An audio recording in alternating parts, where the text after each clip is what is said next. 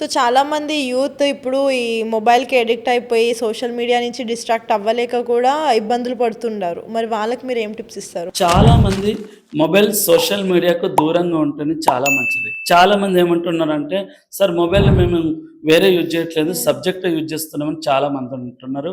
కానీ ఒక 10 నిమిషాలు సబ్జెక్ట్ చదివితే మిగతా సమయాన్ని మొత్తం ఒక గంటలు గంటలు వాట్సాప్‌లో గానీ, ఫేస్‌బుక్‌లో గానీ, ఇన్‌స్టాగ్రామ్‌లో గానీ, ట్విట్టర్‌లో గానీ అందులోనే టైం ఎక్కువ వేస్ట్ అవుతుంది.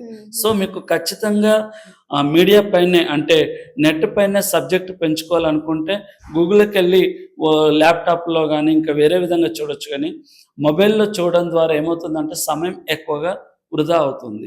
సో, దానికంటే ఒకేసారి గూగుల్‌కెళ్ళి సబ్జెక్ట్‌ని డౌన్‌లోడ్ చేసుకొని, పీడిఎఫ్‌లు పెట్టుకొని, నెట్ ఆఫ్ చేసుకొని ప్రిపేర్ అవ్వడం వల్ల సమయం వృధా కాకుండా ఉంటుంది.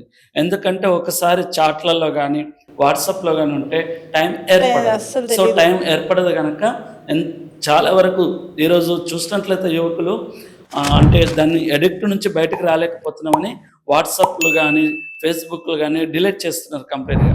ఎందుకంటే అందులో ఒకసారి ఎంటర్ అయితే సమయం అనేది ఎక్కువ వృధా అవుతుందని. సో, ఆ సమయం మనకి ఏర్పడదు.